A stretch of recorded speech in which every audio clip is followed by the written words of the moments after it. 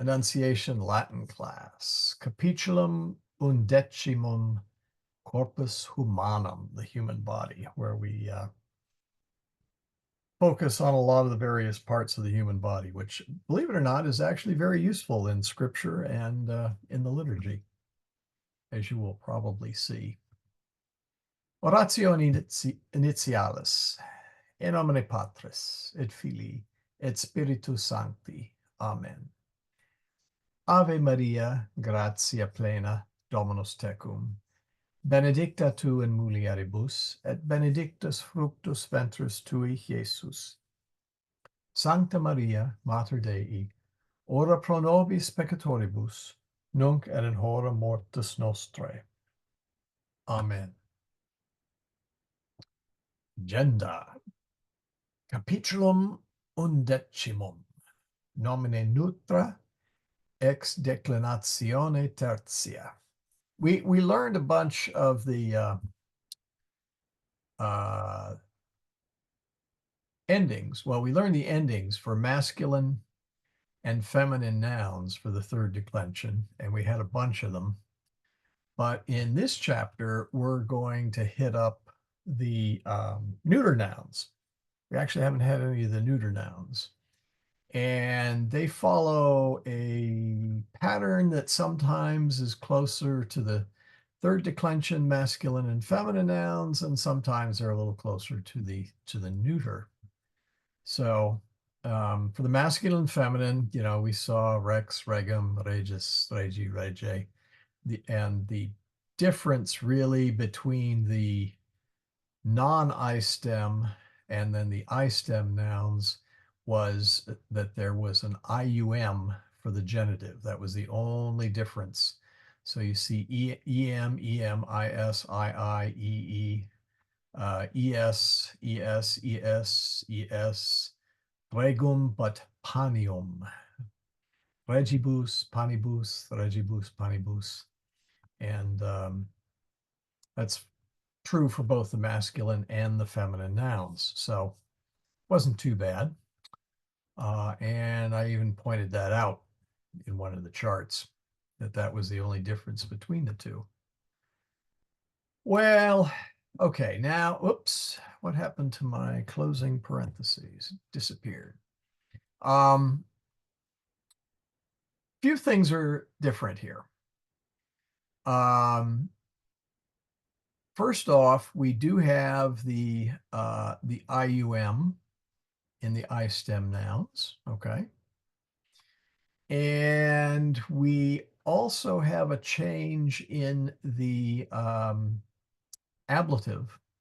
If it is an I stem noun, normally we would see an E. So if we go up here in the ablative, we normally see an E for those. When we go over here, the ablative is rege, ablative is pane. For matris, it is matre and morte. So that is a difference, okay? The other thing is that the nominative and, oh, that should be just a straight A. Sorry. I got an extra I in there. There. The plurals end in A. And that really is close to what you see in the second declension neuter nouns there. They end in AA. So when you put them all together, what I did is I put the neuters over here. I moved the masculine and feminine over there. And the first thing you see is that the nominative and the accusative of all neuters are the same, both singular and plural. The reason I put blanks in here is because unlike the first and second declension, where the endings are all similar, the endings in third declension nouns for the nominative can be anything. And in fact, here we see rex, here we see panis, here we see mors, here we see mater with an ER, and here we see corpus, which you might be say, oh, that's a second declension noun. The answer is no, it isn't. It is corpus, and then the other one is mare. And so what's going to happen here as we proceed onward is you're going to start seeing the, in fact, let me haul this up here. You're going to start seeing the, here, let me expand that. That's kind of small. Whoop, no, for some reason or other, I am getting a bunch of this. I don't know why. Crosswalks, all squares with crosswalks. Oh my. I think that's just about all of them here. There, let's see if that, yeah, about time. I don't know why it's doing that suddenly.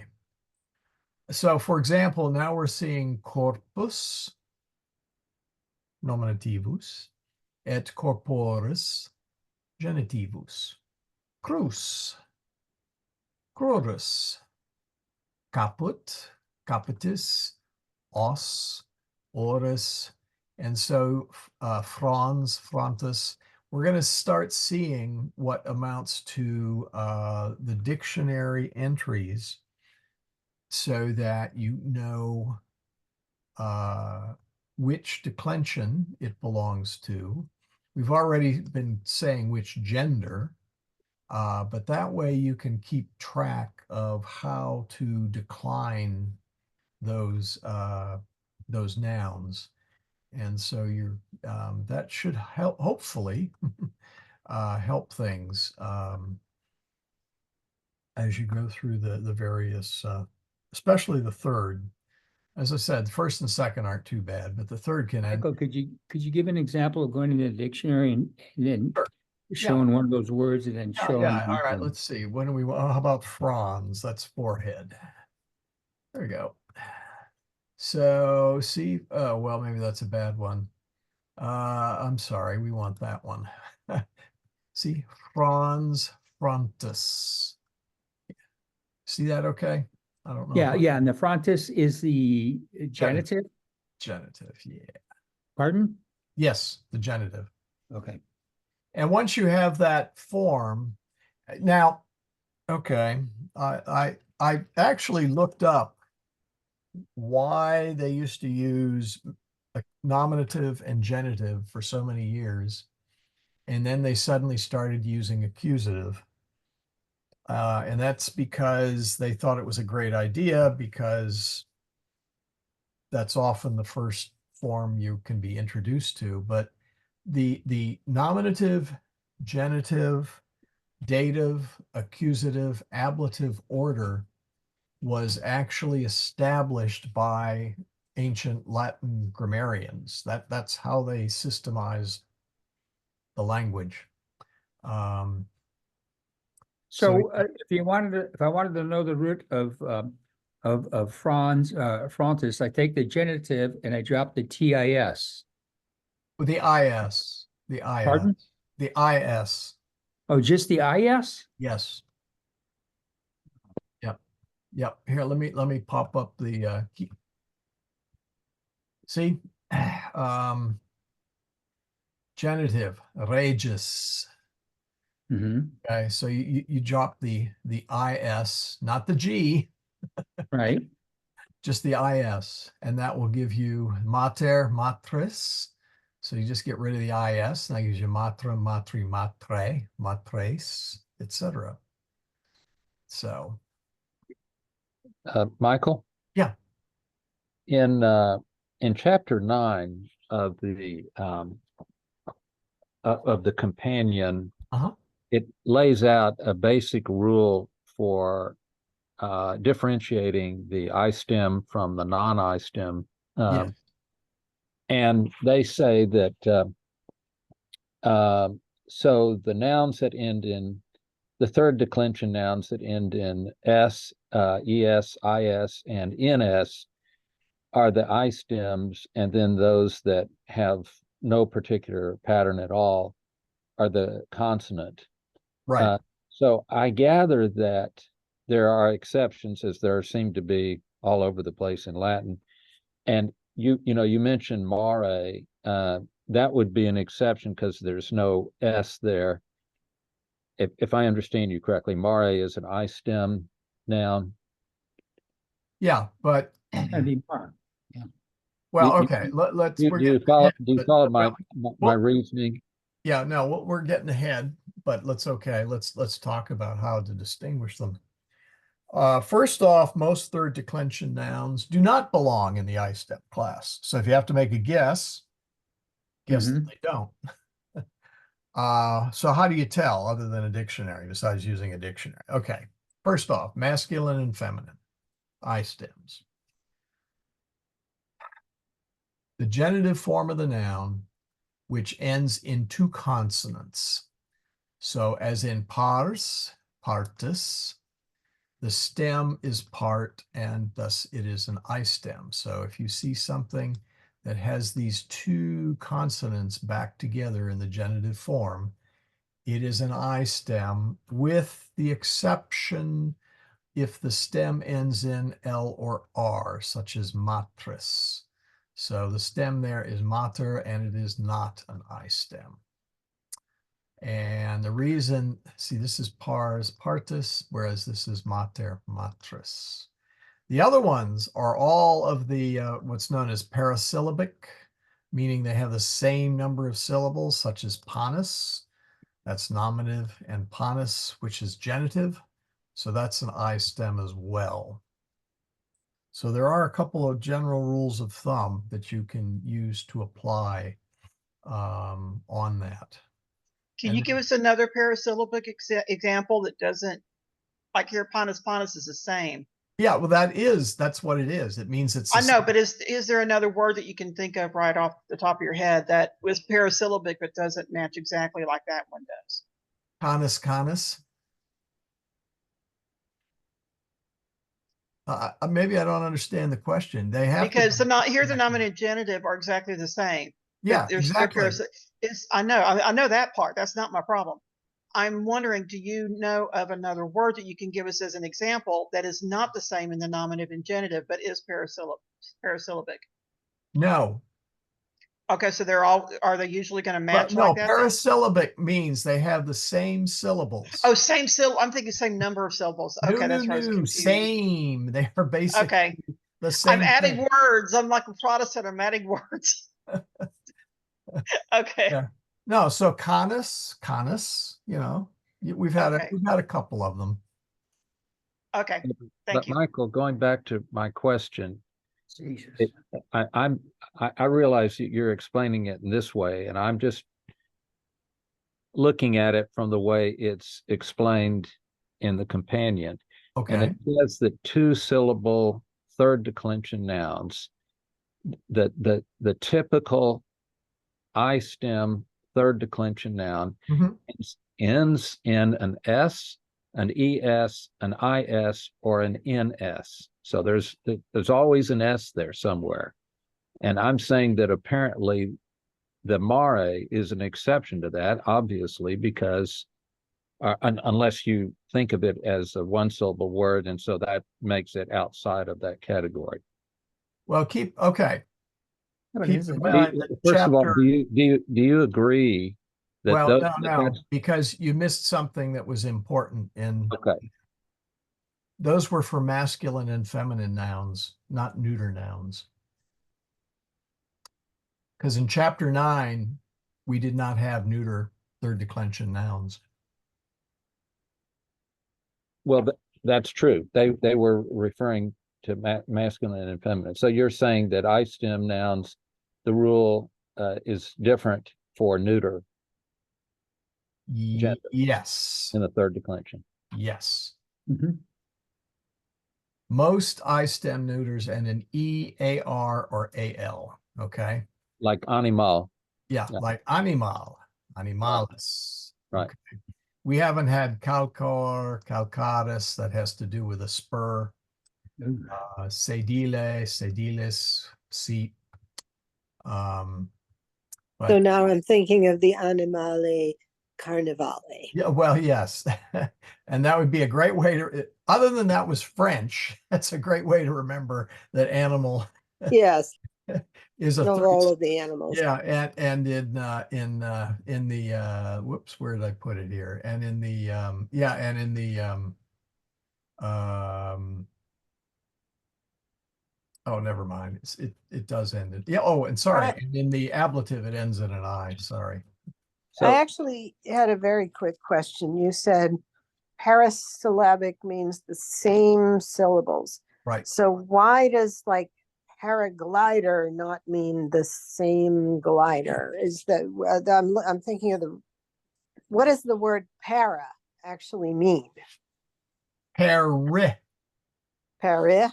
Yes. Oh. Laura typed in the answer. Thank you, Laura. Para Okay. versus peri. Okay. These are trying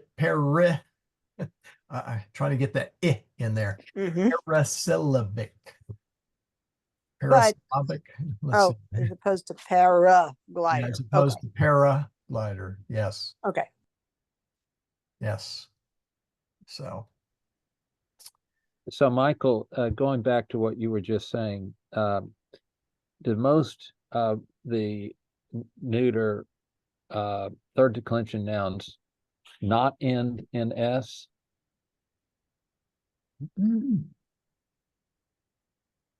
I'm just trying to think of a rule that kind of helps us. You know, these third declension nouns, it's anything you can get your hands on to distinguish masculine and feminine from neuter. well, okay. Most of the I stems do end feminine. Okay, feminine and masculine now. Okay. Talking about masculine and feminine do end in S. Okay. A lot of them end in S. That's not my question. All My right. question is, do the neuter do neuter I stems typically not end in S?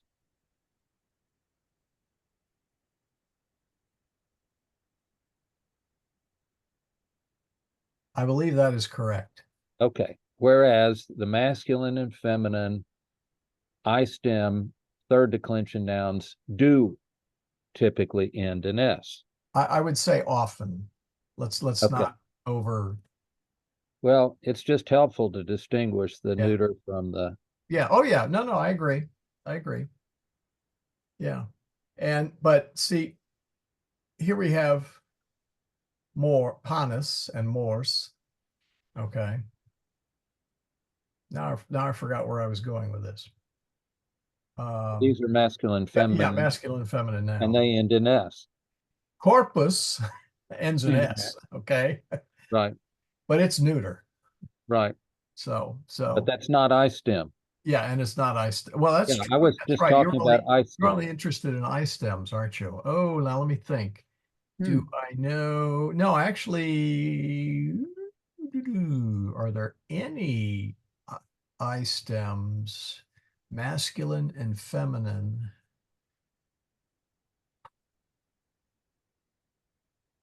Okay, let me put it this way. If it is a third declension noun, masculine or feminine, and it ends in S, then it is almost assuredly an I stem. That's what I was saying. I think I was inverting. And in contrast, you're not going to find a neuter third declension noun that ends in an S in I stem. Yes, that's. I believe that's correct. Okay. Michael, repeat what you just said to Alex. If it is a masculine or feminine, How could it be masculine or feminine if it's in the third declension? because all nouns have gender. I thought it was neuter. No. Rex, look at that. God, you're Rex. killing me. About mater and pater. Yeah, mater and pater. Yeah, I thought one was male, one was female. Right. They're third declension. Okay. And then there's third declension. You're saying there's third declension, male, female, and neuter? Yeah. Yep. Okay. So look, see, these are yeah, if So you look Michael, at the table. why don't you explain this to Michael, that Please. the first declension, Michael, Yes, is sir. all feminine. The Got second, that. No, that's ingrained in my head. And the second is right, is and the masculine. second is the Second, US. and I thought third was neuter. Yeah, the second has both masculine and neuter. Yeah. Masculine typically end in S, US, and the neuter with UM. Yep. But the third declension has all three genders. That's Yeah, what, but even though it ends in a UM in the second, for the second declension, I Right. still consider it masculine, correct? no, it's No. neuter. It's Oh, neuter. In okay, the that's where I've nominative, been really screwing up. in the nominative, the UM is a neuter noun. Got it. And in the nominative, the US is a masculine noun. And then it's funny, then you go to the accusative and they both have UM and it's, is it, is it neuter, is it male, or is it second Well, declension? Well, that's- hold on. The that's- ending does not change the gender of the noun. Okay. I thought it did. No, no, no, no, no, no. Oh my, well, so I thought if it ended in A, that was like, that means it's. Well, okay, female. okay. And Let's take AE, female let- plural, you know. Am well, I right? What? okay, hold What on. am I doing wrong? All right, let's take the word femina, woman. Okay, femina, okay. All right. Nominative singular ends in A, right? Hey, correct. Okay. Let us take corpora. Okay. See, now it ends in A, but it's plural. Okay, so just because Oh, you're right. Yeah, okay. Yes. just because it ends in a particular vowel or set of vowels does not, oh, how do I want to put this? Michael, I was just talking. I thought that just made its case or Michael, I was talking about the nominative. Right. Let's yeah, I make know it what you simple. were talking about, but I'm going a little bit more beyond that. He's going Yeah, but- beyond that. He's Trust me. saying if it ends in A in the nominative and then it It's gotta be a changes an female. ending in a different one, then it changes gender. And the answer is no, and that doesn't work that way.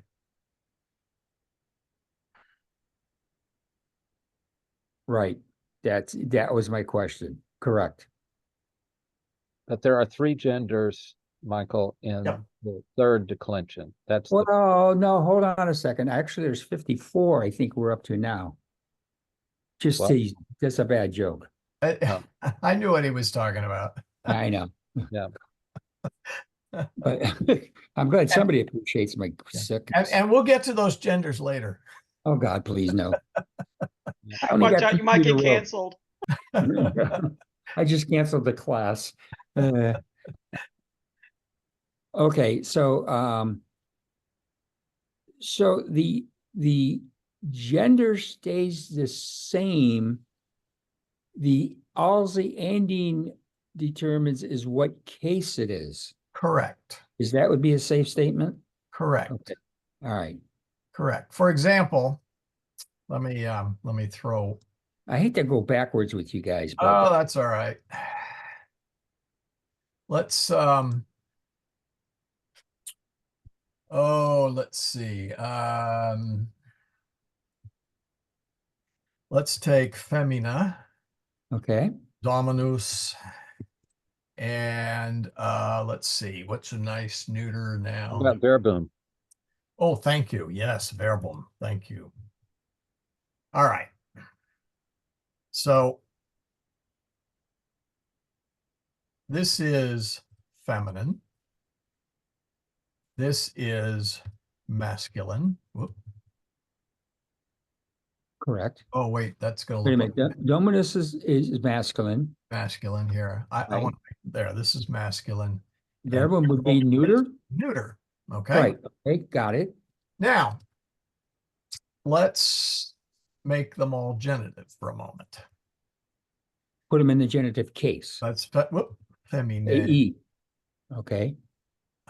domini, and I'm gonna, for the sake of typing, I'm going to not put macrons on this. Okay. I appreciate that. So does that mean when verbum went to verbi, it changed gender? No, it's still a neuter noun. Okay. And let's look at accuse. Let's see. Let me. This is nominative. See the first declension. I mean, it's no problem. I get that. It seems like it doesn't. It's really rigid. It's Well, that second and third declension that goes blank, blank, blank. Genitive. Let's see if I can get genitive in there. And I got to talk to you about Let's that. do accusative. Okay. Let's put, there we go. Semicolon. So you want, well, that was easier to type. Right, I know, I got you. Okay, so accusative, and we're going to do, okay. And the so second that's one is plural. feminam, and this is dominum, Dominum. and this is verbum. So you're going to say dominum suddenly became neuter? No, okay. Yeah. No, But the third, but the accusative, that's all singular, but in genitive, you got them as all plural, correct? Feminine, plural, domini, plural, verbi, Feminine, oh, you feminine mean, is okay, nominative. plural. you want Huh? nominative plural next? Well, what's okay, it's it's just genitive AE. Oh, I'm sorry. I thought it was automatically plural. Okay, go ahead. Oh, no, let's put in, all right. I'm sorry. My brain is in mush right tonight. There we go. Let's do it this way. Oh, we got to have a period there. Okay, so yeah, these are all singular. Got it. Okay, thank you. Okay. Now let's do nominative plural. Whoops. All right. Okay.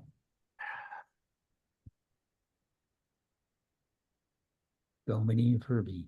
Domini and verba. Verba. Now, Short A? short A, yes. Okay. Now, you kind of see this in English a little bit. Okay. One book, two books ends in S. Mhm. And if you wanted to say the cover of the book or the book's cover, the genitive is actually the same as the plural in many nouns in English. Mhm. So you kind of have a similar thing here. Femina, nominative, feminae, genitive, but the plural is also feminae. So Okay. it's kind of a well, what do you want to call it? A symmetry there between the Latin and the English. But Okay. the endings do not change The gender. the gender of the noun. You can use the endings sometimes to deduce the gender of the noun. Okay. Okay. So for Okay. example, let's see, what's a good, all right. Fluvius, fluvi? I don't know. So if I gave you the word oppidum, Oppidum. Okay, I know that's neuter because it pertains to town. yeah, it's, well, we've had it, but you might Yes, say, correct. oh, Right. well, maybe that is neuter. In fact, okay, if I just gave you the straight word oppidum, you would say maybe masculine, Correct. maybe neuter, Neuter. And I don't think it can be feminine. not likely feminine. Correct. Now, there's always the odd word or two in there I understand. that will louse it up. But if I said oppidum est manium, well, now you know, oh, hey, that's nominative. So that's the nominative form. So therefore, Let's be neuter. yeah, so let's see. Let me put down could be, whoops, could be nominative or accusative. You don't know necessarily. But now I've clearly indicated that golly, there. Yes, there you go. Now Madam. I've clearly indicated in a sentence that this is got to be a Nominative. the nominative, and Right. so and we have an adjective there that agrees with it. So now we know, H-A. it is Okay. neuter. Okay. So yes, you can tell, again, depending on the context, roughly where something fits in the declension tables. You have to be a little bit careful because we're going to find out that there's a fourth declension which spiritus belongs to, and that's a US ending. And you'd say, oh, well, that must be masculine second declension. And in reality, it's actually fourth declension. Similar one is corpus. Corpus. Okay. So you might say, oh, you might say that was masculine. But... maybe masculine, Mhm. comma, second declension. And the answer is no, it's third declension. Because when we throw out the genitive form, COR4, there we go. You see that, oh, yeah, see, that is not that is not second declension, but that is third declension, of course. Now, you still don't necessarily know what the gender is. True. Because lots of nouns in the third declension have that form.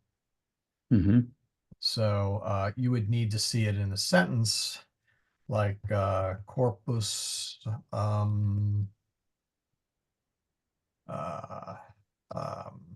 don't know, est malum.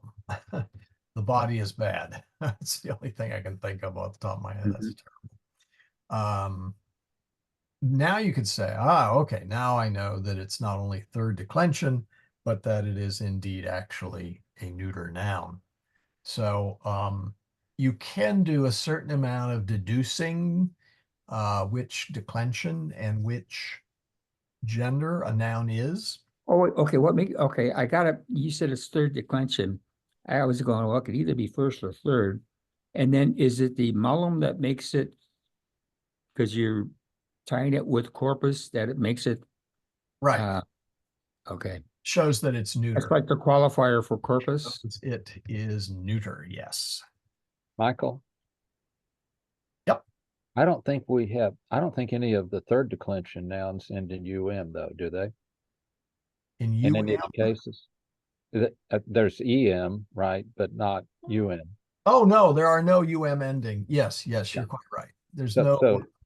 So at least we can limit this discussion to the second declension. Oh man, Entirely. Alex, you're losing me. Well, I was just saying that Michael's, all these examples that are just second declension, that's all you would be concerned with. You would not be concerned with the third declension. Oh, if it ended in UM, yes, right. That would be correct. Any UM ending word is not second. It can't be third declension, right? Yeah, no, correct. There are no third declension UM ending words. Michael, I like the masculine. Masculine. There we go. Michael, that must be a bug in your Zoom client. Yeah. It's right on mine.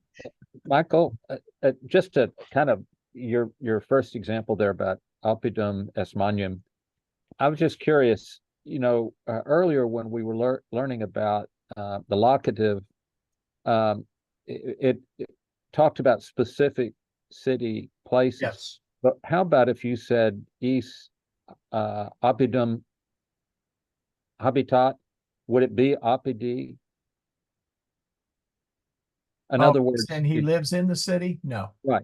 You would never use the locative form with anything other than a named. It has to be a named city, not the city itself, not the word city. Correct. Okay. Yeah, it's not a location, it's the name of the city. I was just curious. Yeah. It has to be a named city, not the word city. Correct. Okay. there's one or two other words that use the locative, and we have not had them yet, and that is domus for home. It uses the locative. But so there are a handful of nouns that we'll run into in the future. But no, it's a it has to be a specific place. So oppidum just means town. I mean, you may be talking about a specific town, but oppidum is a very general word. It Yes, just you know. means town. Domus, which means home, you're generally speaking about a particular place, such as your home. And maybe that's why they ended up using the locative for those handful of other nouns. Yeah, your domicile. Okay. Yeah. Yeah. But no, not regular common variety of nouns. No, you What wouldn't. what you know, when people live in New York City, they say he lives in the city. Now, I'm just curious, that would not be an exception? Oh, no. Okay. Even though you're referring to a specific city. Well, okay, I live in the city as well. But my city is Houston. I understand, but in conversation, you were understood to refer to a particular, Oh, yeah, no, you still don't. you still wouldn't. Okay. Wouldn't, no. Yeah, no, it's got to have a When- particular. Yeah. I was going to say, when you use in, Yes, now you would you're use on in. location. Yeah, in Where you're Oppido. at. Yeah, So that's, I mean, to help maybe Alex out, huh? yeah. Habito in Oppido. I live in the city. All right. Any more? And then we can get back to the actual reading or the actual chapter. Hold on.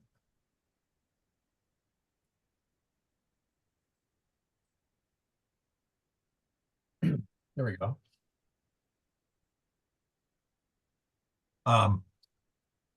There's not a huge amount of new stuff in the at least the first part of chapter 11, but they do introduce these nouns. And so, as I said, you're going to see, and this is really very useful in the believe it or not, in the liturgy. We have, okay, pace, the feet, the washing of the feet, caput, the crown of thorns on the head, pectus is chest or breast. More accurately, it's really breast, but not breast in the sense of a woman's breast, but a general sense of the word breast. Brachium is arm. Like front of the chest. Yeah. Sub pectore is or in pect. Okay. That when the Pope announces a cardinal or elevates somebody to the level of cardinal, but does, for various reasons, it is not prudent to announce who this person is. It is often said to be in pectore, in his heart or in his bosom or something. Kind of like playing poker, you keep your cards close to your chest, kind of thing. Yeah, and what this often was, especially in China, given that the relationship between the China and the Holy See is so warm and welcoming, there were a number of cardinals and other persecuted areas. It's usually areas under persecution that the Pope would do that. Brachium. Go ahead. I'm sorry. What? I was going to ask the pes foot. That 2 chapters ago, I think they were using a different word For feet, foot. No, pace.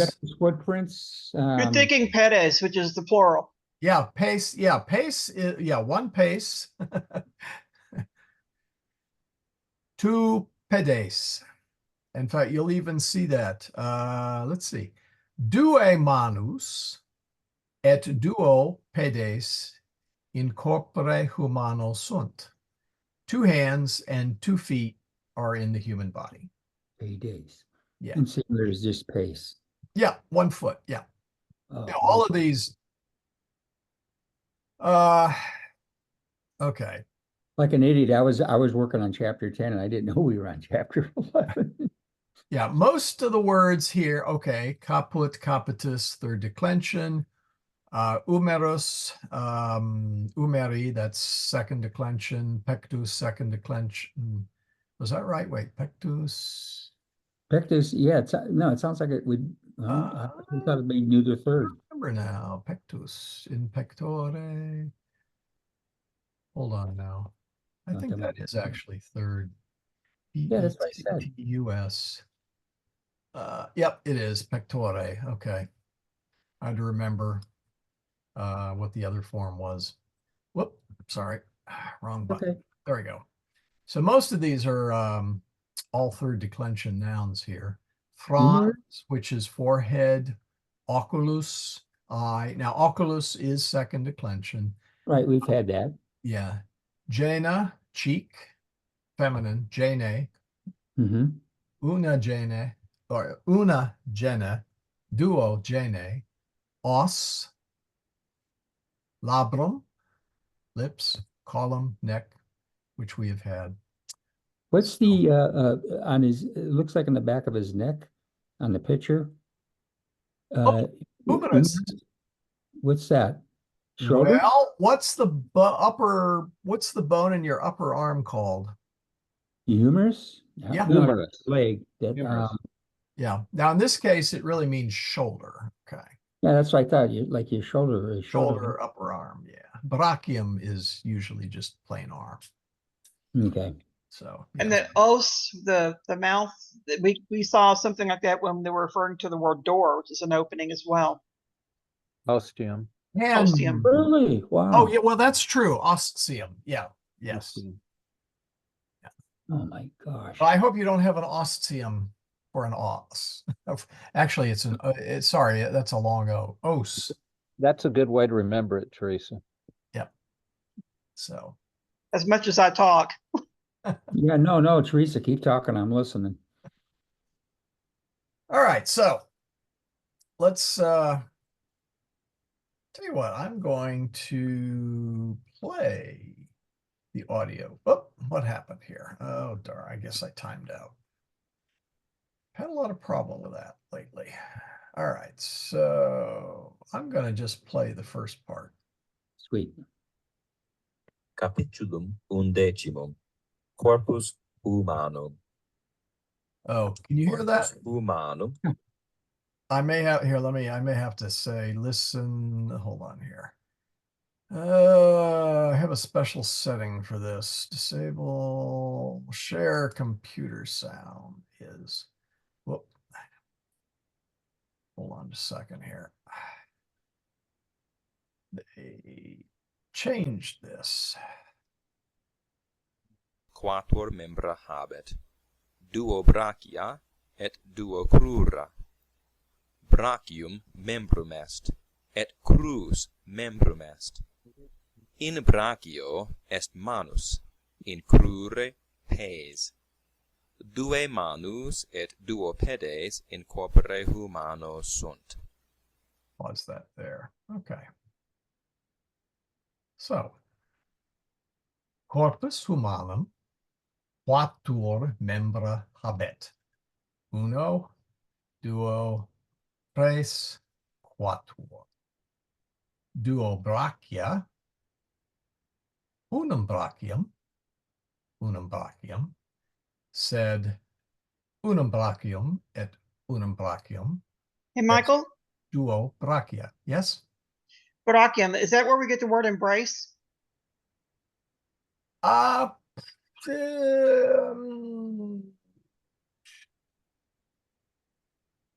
Because possibly. embracing someone would, I'm looking at the BRAC and brachium. Actually, you get it from the Latin verb. Let's see here. I was thinking of the lungs, bronchium tubes. Oh, okay, yeah. No, it does come from we get it into the English through the through the Latin ultimately. So yes, Okay, that'll help me remember. yes. Brachiomembrum est crus, shin, Mhm. really. Leg is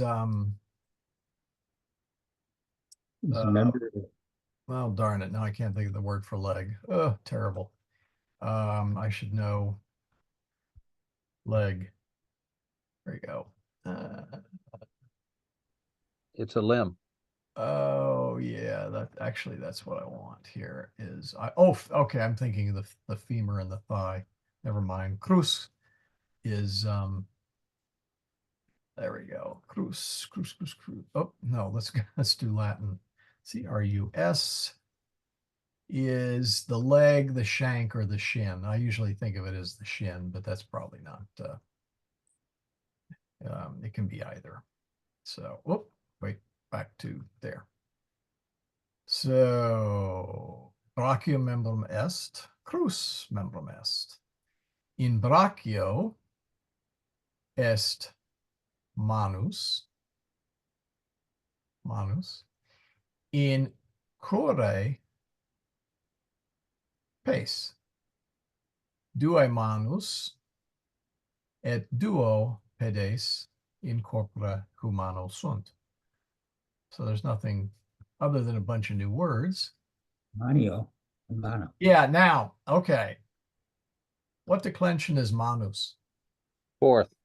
Yeah, they snuck it in. um, That's not fair. yeah, I know. The reason well, this kind of gets back to Michael's general observation. Are there ways to look at a noun and figure out which declension and gender it is? And the answer is, well, I can. That's because you have superpowers. Yeah, I have superpowers. Manus is fourth declension, actually. And the reason is because, okay, due manus, we know they're saying two hands, right? Correct. So the plural of any second declension noun is an es, right? Or an Mhm. a. Es if it's masculine, feminine, a if it's neuter. You're talking about third declension, right? Because in second declension, it would be E, right? Yes, right. Yeah, And you're doing a comparison. it would be an I. So we know that manus is not first declension, although it is feminine, due, but it's got the wrong ending for a first declension noun. We know it's not second declension. Two Mhm. reasons. One, it's feminine, due. And two, that's not the right ending. We know it's not third declension because if it were masculine, we know it is feminine because of the due. It would end in an es. It would be like manes, Correct. manus. And So it's plural. it is plural. It is actually the fourth declension. And I believe if we go to So the way that is, that's under, Michael, because it's due, that means it's feminine. yeah. And I think, let's see, did they do it here? Genitiva pluralis. Oh, okay. No, they don't do it yet. So, and how'd you get fourth declension plural? because I happen to know the fourth declension plural. You don't have the fourth declension yet, Michael. So Oh, okay. So then, okay. All right. I'm just saying they snuck it in. Okay. And you can recognize it because if it has a long U, a macron, Uh-huh. U and the S, that is a dead giveaway. It's fourth declension. Yeah, which it does have a long U. Yeah, I noticed. Okay. And we'll get to it in the future. Let me circle Good news that. is, okay, most of the nouns are first, second, or third declension. There are some fourth and a few fifth. They're important ones though, like spiritus, okay? If you go back to our, whoops, yeah, in nomine patris, Mhm. third declension, is, possessive, cool.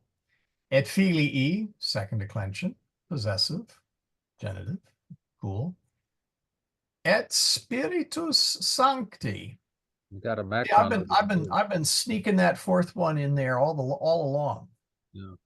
Notice it is not spiriti sancti, but rather spiritus sancti. And so the genitive form is the US and the plural form is US, like a lot of other nouns, the genitive and plural forms being similar. So, so there's a few. We'll see a number of them. That's And- fourth declension, it's spiritus. Pardon? Spiritus is fourth declension? Yes, it is. Okay. Yes, it is. For the moment, you don't have to get too concerned about it, other than just note that you haven't had all of the fourth declension yet, and we're just going to sneak a few words in there because it fits. Yeah, but it's messing up my head. So, no. Head is kaput. Yeah, and mine went kaput right Oh, down yours to, went kaput too. Okay, yeah. Anyway, all right. Moving on. Question? Michael? Yeah. Off to the right, it says una manus with no macron over the U, Right. and then the plural that has a macron over the U. Right. But Oh. when you were just showing us the spiritus, it wasn't that in the singular, Correct. but there was a macron over the U. Correct. Okay, I don't understand. Because the genitive singular and the nominative plural are the same for most verbs. If we go back to our table here, here's the genitive, I. Here's the nominative plural, I. Okay. Here's the genitive feminine, AE, the nominative plural, AE. So most nouns, their genitive, third declension is an exception because those are IS and these are ES. But for a lot of nouns, the genitive singular and the nominative plural are identical in form. But spiritus, you're saying is the fourth declension? Spiritus is the fourth declension. That's right, because I'm looking at the chart here, I'm going, boy, it doesn't. No, there's no fourth in here yet. Got it. Do you understand now, Alex? Yeah, you're saying it's because it's a different case, then it can take on the form of the plural nominative. Yeah, well, so does dominus. Dominus, what's the plural of dominus? Domini. Mhm. What's the possessive of dominus? Singular. Domini. So domini can be of the Lord or the Lord's, or it can mean the Lord's plural. So we've had that all along with the first and second declension. Their genitive and their plural nominative all end in the same thing. Well, in any event, the note on the side there was a nominative note, not Correct. otherwise. Correct. Okay. And indeed, as I said, you're going to see the nominative, the genitive, and the gender, okay, of all these nouns for now and all the way to the end. Okay. Now they may give you the plural just because these are new introductions, but if you look at if you page through the book, you're going to see corpus, corporis, to show you that it, the root is in the genitive form there for the third declension. Yeah, That but what they've done here, they don't give you the genitive. They just say una manus and due manus. This is true. Good point. Yeah, that's true. They do. That's why I got a little confused with it. Okay. Yeah, that's true. Good point.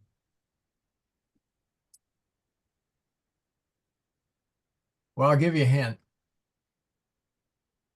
You can also say manus and manus, manus is the genitive form and the plural. Right. See how easy it is? They're the same form, so you have one less thing to memorize. All right, anyway, where were we? In corpore unum caput est. Unum caput. Non duo capita. Obviously, they have never seen a Japanese monster movie. In capite sunt oculi et ores. Oculus, unus oculus, declinatio secunda.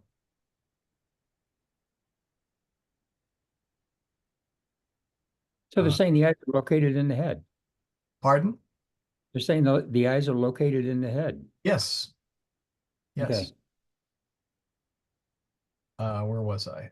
Et ores. Ores. Ores. Ores. Yeah. Oris, ear. Oh, that's right. Ores, ears. Mm-hmm. Where was I? Nasus, nose. Et os, mouth. Okay. Super caput capillus est.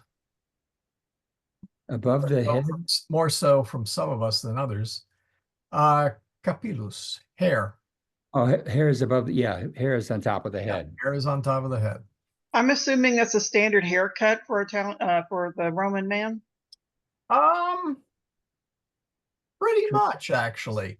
If you look at a lot of the statues, not all of them, but if you look at a lot of them, they have the what I would call it the the Larry Moe and Curly, only it was Moe, kind of the bowl cut. Yeah. Yeah. Because there's particularly an attractive haircut, but okay. Yeah. I guess, Now, is that universal? No, I wouldn't say so. And with women, on the other hand, they went to great lengths to come up with some of the most outrageous hairdos. And what typically happened is when not so much during during the Empire period. So with Caesar Augustus and onward, if the Empress came out with a new hairdo, then everybody, all the women anyway, tried to have a hairdo similar to that. And you think some women spent a lot of time in the hair salon. I mean, some of these things were intricately braided. It's a wonder how they must have spent hours in the morning getting their hair on straight. So yeah, that still goes on today. But I I'm know it thinking still goes especially, on some today. Yeah. I'm thinking of the French court and the English court. Now, I did read somewhere that one reason why women veil in church was because the rich women could afford to have all these fancy hairdos while the poor women couldn't. So by veiling the heads, it made them all, it's kind of like wearing a uniform. Yeah. It removed that distinction. I don't know how true that is, but that is something not. I read somewhere. It's not. Okay. It's not.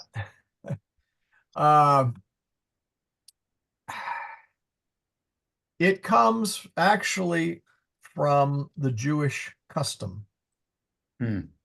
Jewish women would cover their hair in the synagogue or in the temple.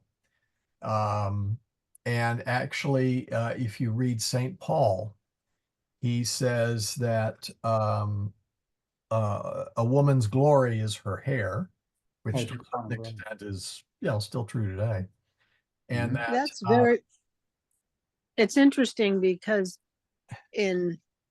I grew up in a Jewish neighborhood and the women did not cover their hair. The men did with the wait yarmulke. wait a minute. I'm It's talking later. about in the temple. Yes, I'm talking about in the temple. The men wore the yarmulkes on their heads. The women did not cover their hair. Okay. Hmm. And how did But they enter the temple since the it was women, destroyed in 70 AD? yeah, but I'm talking about modern Jews. Yes. In the neighborhood I grew up, they went to but temple there, and they there, did. the Jewish But yeah, you're right. hold on. The Jewish temple does not exist anymore. There Yeah, are I know. no zero Jewish temples in existence. Hmm. What you're talking about is the synagogue. Okay. Secondly, you have the Reformed, you have the Conservative Orthodox, and then you have the what's the other one? For lack of a better term, the modern Jews. Reform. No, Yeah. there's three. There's Orthodox. There's three. Reformed, There's and, Orthodox. There's I well, basically there's conservative and there's more liberal. I know there's different terms yeah, and for I'm them. trying to remember the They name. use the term reform for the more liberal. Do they? Okay, I may have it backwards. Yeah, they're far less observant. But if you look at if you look at some of, well, anyway, if you look at some of the more orthodox groups, you'll find that the women will cover their hair during prayers. And that's we inherited it from the Jewish traditions, and in particular, St. Paul says when you go to church that the women should veil their should cover their hair. So, Well, Michael, on your point about the difference in hair, line 7. yes, super caput. Oh, sorry. Capillus viorum non tam longust est quam feminarum. The hair of men is not as long as that of women. Supra oculos frons est. Oculi, frons, forehead. Supra, above. Supra oculos frons est. Infra oculos gene sunt. Let's see if I can zoom in on this a little bit. Oh, there we go. Oh, wow. There we go. Oculi, gena, gena, gene. Let's see, where was it? Infra, Infra ocular. oculos gene sunt. So below the eyes are the cheeks. James. Post frontum est cerebrum. After the forehead is the, Behind. Post. Behind. Behind. oh, behind. Oh, Qui cerebrum parvum habet stultus est. That's pretty insulting. It is, isn't it? Once I looked up the words, for stultus, I was like laughing. That, Yeah, that, it that would basically not be means, acceptable in the woke culture yeah, today. no. Yeah, stultus, for those who didn't figure it out, means stupid, foolish, a host of things. It's not a stupid and or foolish. Stultus, right? You same? Stultus, yes. Yeah, Stultus, yes. the So triangle. whoever has a small brain is stupid. Yeah, my mother used to say, stultus eat, stultus eat. So os est inter duo labra. Labrum, duo labra. 2. Os, sorry, os. I got to make that a long O. Os labrum Os unum labrum est super. Unum labrum est infra. Duo labrum. Lips. Hold on a second. See if I can get this annoying. Oh, did I time out already? Hold on. Timed out. Let me get it back. I really need to talk to them about this. It's a pain. I wonder if you can increase your time while you're on it. Yeah, there we go. All right. And let me zoom in there. Where was I? Okay. Labrum. Right. So in between the lips are the mouth, is the mouth.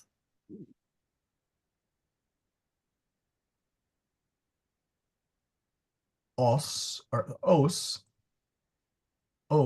est inter duo labra. All it says is, okay, so between the Mouth lips is between two lips. is what? Os, what's os? Os. Mouth. Oh, shit, I'm sorry, mouth. Mouth, yeah. Remember, right. ostium was the door into Correct. the house, or so Yeah. os is also an opening. True. So in ore, os, oris. Let's see, do they have the? Oh, I guess they don't have it. Yes, os, ore. Sorry, os, oris. In ore, lingua et dentes insunt. Well, we had the dens and the dentes earlier. Teeth. And then lingua is tongue. Okay. That's why we will use the word lingua latina to refer to the Latin language, but a more accurate translation of the word lingua would be tongue. Now, we do the same thing in English. You know, when we refer to a language, we can refer to it as a tongue. Okay. Well, it's a spoken language. It's a spoken tongue. Yeah. Yeah. But in Latin, they do not have a different word for language and tongue. They're the same thing. So, dentes sunt albi ut margarice. Dentes sunt albi ut margarice. Your teeth Well, are like Non semper. Yeah. Oh, you're not saying they're all white? I'm saying, I'd be surprised if that was the case for everyone. We might be generous as far as the we'll be generous on the How do you say supposed to be? Yeah. Or is that subjunctive? Yeah, we probably do here. But margaritze, pearls. We had that last time. And this is where we see ut again.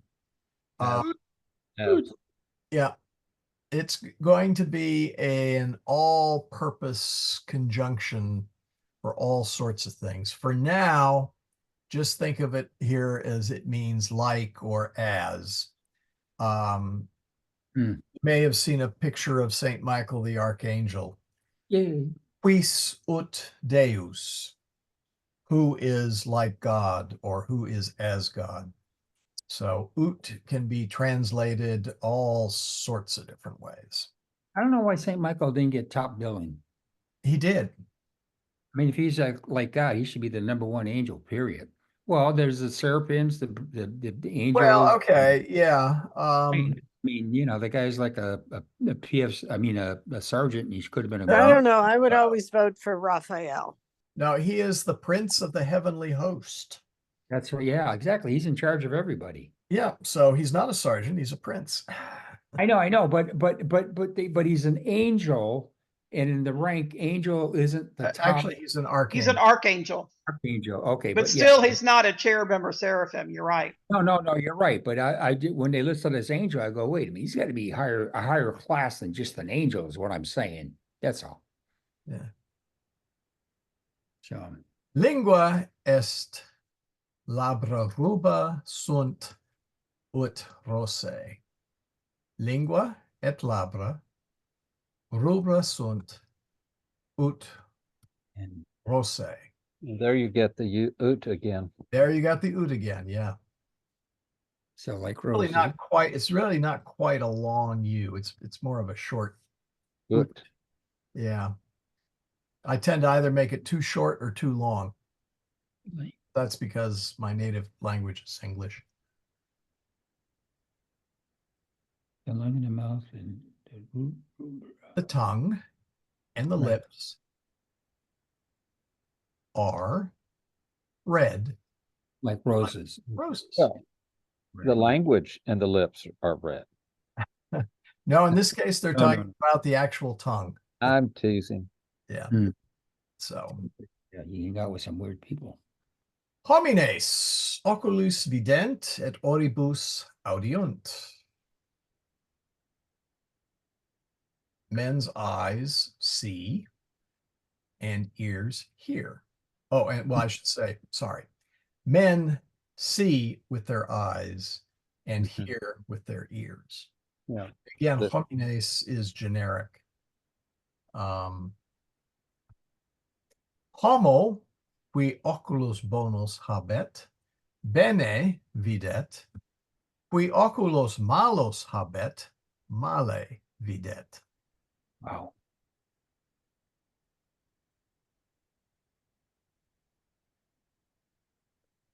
Habesne oculos malos vel oculos bonos.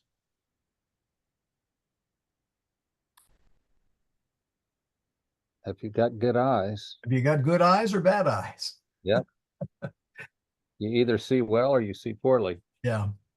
Today or 20 years ago. Well, we were thinking today, right now, actually. Qui ores bonas habet bene audit. Qui ores, sorry, aures, it's an AU, like as in audit. Qui aures bonas habet bene audit. Qui aures malas habet male audit. Same with the ears. Same with the ears. Hmm. Sura male audit. For Ea sure. enim aures malas habet. Telostima. Sarah has bad ears, and so she doesn't hear very well. And let's see, how much more do we have here? Oh, we got quite a bit more. Well, we got 10 minutes. We'll see how far we can get. Caput est super column. Column. If you remember, we talked about the margarite on the column around the neck. And if you think about it, that makes sense, because what does the neck look like? It looks like a column, right? As in a column on a building. Architectural structure. Yep. No shortage of columns in Rome. No, and many of them are still standing. Yeah. Sub colo est pectus. Sub colo est pectus. Column, pectus. Oops, let's see where are we? Oh. In pectore cor et pulmones sunt. In pectore cor et pulmones sunt. Cor, cordis, cor, heart. Pulmones sunt. Pulmo, Pulmonary. pulmones. Yeah, lungs, pulmonary. Yeah, that's where we get the word. In corde est sanguis qui per venas ad cor fluit. Sanguis, let's see, sanguis, sanguis.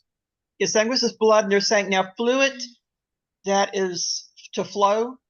That's saying it's That is the through verb. the heart it flows. Yeah, in the Okay. heart, well, in the heart is blood, which flows through the veins. through the Okay. vein. Yeah. That's what I thought. I was make sure I had that right. To the heart. Yeah, through the veins. Sorry, it's I through said to the veins heart. to the heart. Yes. Yeah, you just left the last part out. Yeah. Color sanguinis est ruber.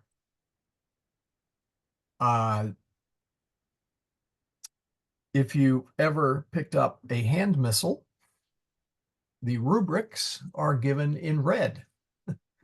And Interesting. that's because we get the word rubric from ruber, and meaning red. Infra pulmones est iecur et ventur. All right. Iecur Mhm. et venter. Liver and then the stomach. And we talk about in the Hail Mary, et fructus ventris tui Jesus. Now that one we translate as womb. Really anything,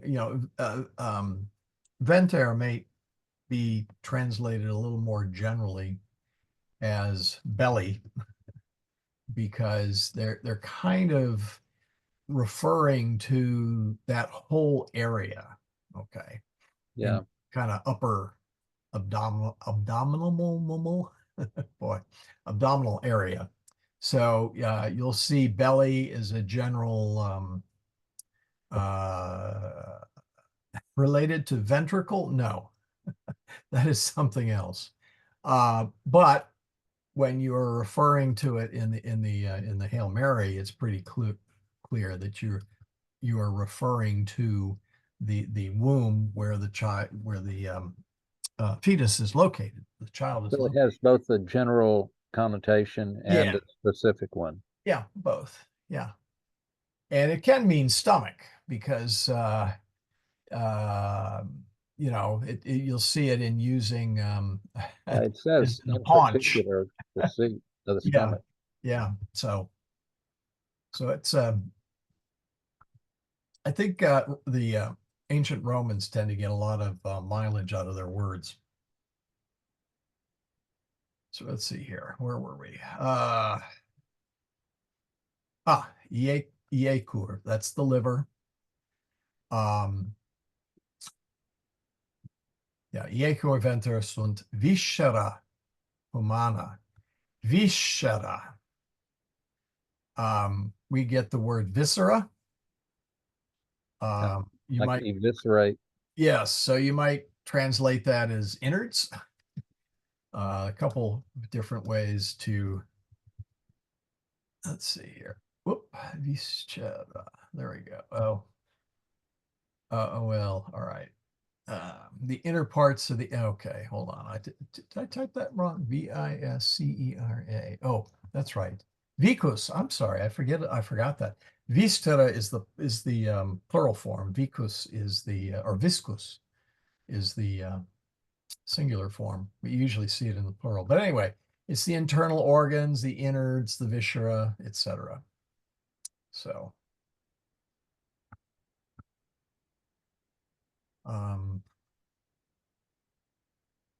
Core.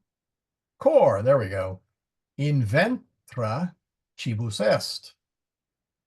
Cor pulmines iecur venter sunt viscera humana. Homo qui ventrum malam habet cibum sumera non potest. Neque is sanus sed eger est. The person who has a bad stomach, cibum sumera non potest, is not able to consume food, nor is And sumere also means take. Take, yeah, take food.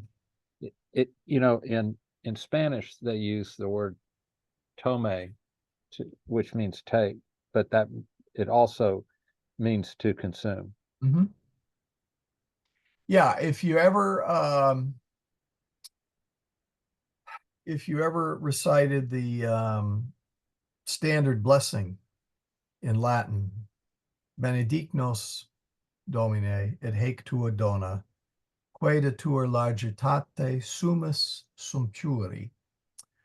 Benedict Domine nos et haec tua dona. Bless us, O Lord, and these thy gifts. Quae de tua largitate, from thy bounty. Sumus sumptuari is we are about to receive. Sumptuari is a future participle, which is we haven't had it all yet, but it's the same verb, just different form. So it can mean to take or to eat, receive. I mean, well, maybe not so much receive, but it can have a couple of different connotations there. Neque est sanus, he is not healthy, sed ager est, but he is sick. Hamo sanus ventrem bonum, pulmones bonus, cor bonum habut. A healthy person has a good stomach, good lungs, and a good heart. I guess you could say the ager, or how do you pronounce it? Ager. Oh, sorry, you're right. It's ager. Ager. Ager is field. Sorry about that. Ager is sick. I thought it would be ager because it's a soft Oh, shape. you're right. It's soft. God, I'm Mhm. over two. Ager. You could you say unwell? Because I'm just thinking, you know, if you have a stomach ache, you wouldn't necessarily be sick. You're unwell. I'm just thinking that could be a fairly broad word.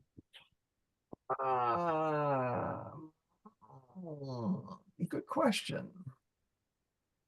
I've always seen it in the context of sick. Well, okay, unwell. All right. Can be ill, sick, unwell, diseased, or suffering. So, Yeah.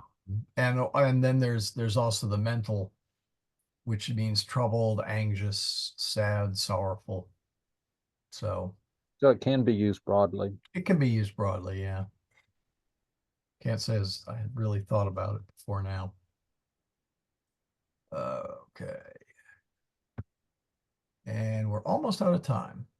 Where was I? Medicus ad hominem egrum venit, eumque sanum facit. A doctor goes to a sick person and makes him healthy. Well, at least that's the idea.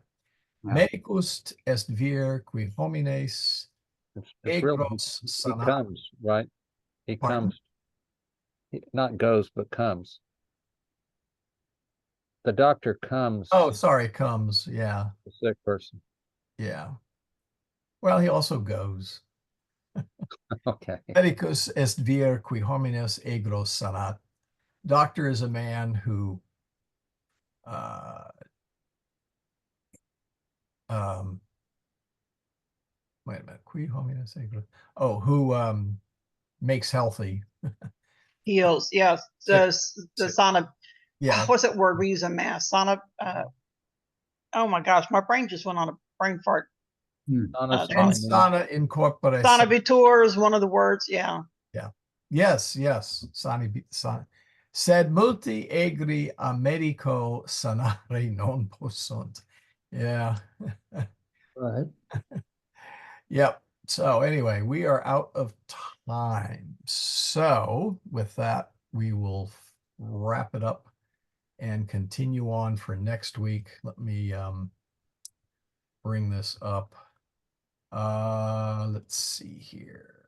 Yes. Okay. You know, work on the homework. our next class should be February 1st. Now, I use the word should be because I will be traveling to Breckenridge, Colorado for a conference. And I get theoretically to my hotel well before this class. Theoretically, I can whip out my iPad and do this class. We will see whether theory and practice actually embrace one another, shall we say. Talk to the weatherman. Yeah, that and the weatherman. Yeah, that too. So The anyway, hub up there in Colorado, it's a major hub, and they usually get snowed in. it's been known to have, yeah, I've been getting, this Yeah, is I hear. usually a conference, but I've been getting notices from the hotel. Oh, we just got 3 feet of snow today. And I go, no, Are you going to Yippee! ski while you're there? no, no. However, this is a GNNC conference, which stands for Guidance, Navigation, and Control, Mm. which is my job for the Orion. But it has sometimes been humorously referred to as the GN Ski Conference.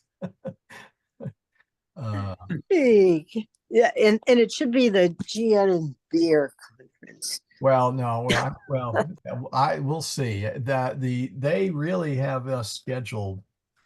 It starts Friday, and once things start Friday afternoon, they have every minute of our time pretty well scheduled. So we'll see if I really have any time for anything. We'll see what happens. But anyway, I will let everybody know.